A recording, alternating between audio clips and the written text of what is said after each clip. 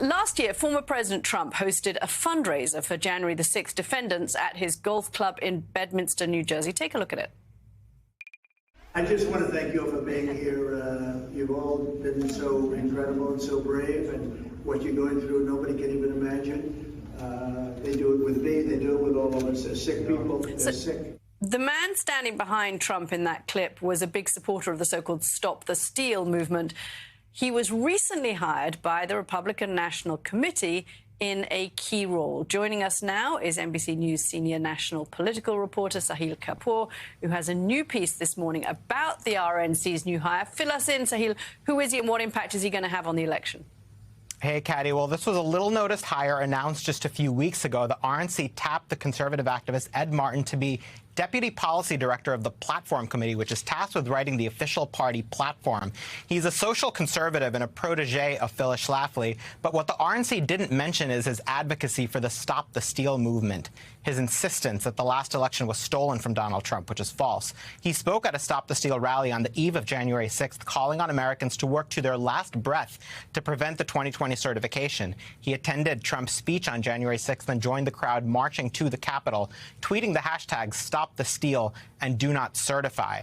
Now, there is no evidence Mr. Martin was on restricted grounds or acted illegally, but after the Capitol had been breached, he tweeted that it was, quote, like Mardi Gras in D.C. today, love, faith, and joy. He later suggested the optics of that day were, quote, planned and staged, unquote. Now, my co-author, Ryan Riley, and I for the story reached out to the RNC and Mr. Martin to ask if he knew about the violence then and if he stands by his tweets now. Neither of them responded.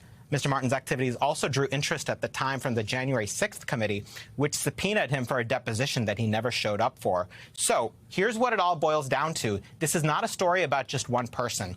This hire is emblematic of how the Stop the Steal philosophy and 2020 election falsehoods have become institutionalized within the Republican Party. Trump still, to this day, has not conceded the 2020 election. He's placed his false claims at the center of his comeback campaign, consolidated control of the RNC, and this new hire is consistent with all of that as Trump dangles potential pardons for January 6th rioters and vows retribution, even imprisonment, perhaps, of his political rivals. Still, not all Republicans are happy about this. One critic is Senator Mitt Romney. Take a listen to what he told me about this move.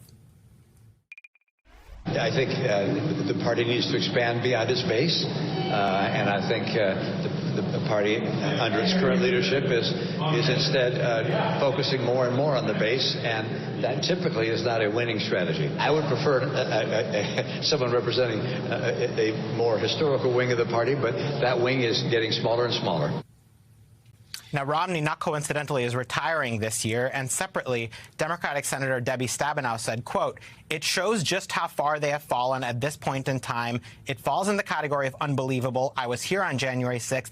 People lost their lives. People were injured, and it was no joke, unquote. Now, the RNC, in their initial announcement, praised Mr. Martin's for his, quote, sound judgment and principled vision, unquote. Guys? Sahil, thank you so much, Sahil Kapoor there. Jen, I want to throw this to you. It's interesting listening to the talk from Donald Trump over the weekend about retribution, still about the 2020 election. As Donald Trump gets back out there on the campaign trail, and as the RNC, clearly is still focused on the 2020 election and scenes of vengeance, what's the Biden campaign making of Donald Trump's reemergence onto the political campaign scene?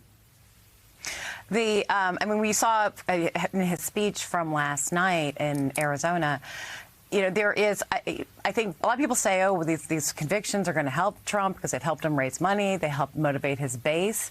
But listen to the argument that he made last night, right? It was all about what I didn't get in 2020, how it was stolen from me. Everything is rigged. And, each month that goes by, there's some new development in his life which democracy is supposedly rigged. And that's the crux of the Biden argument. When the president talks about about Trump's convictions, he doesn't say it's terrible what he did. He says he won't accept the Democratic results. That's the core message, and we know that's of concern to Republicans or former Republicans, independents, the sort of Nikki Haley voters. You saw that resonate in the Freedom ad that we showed before the break.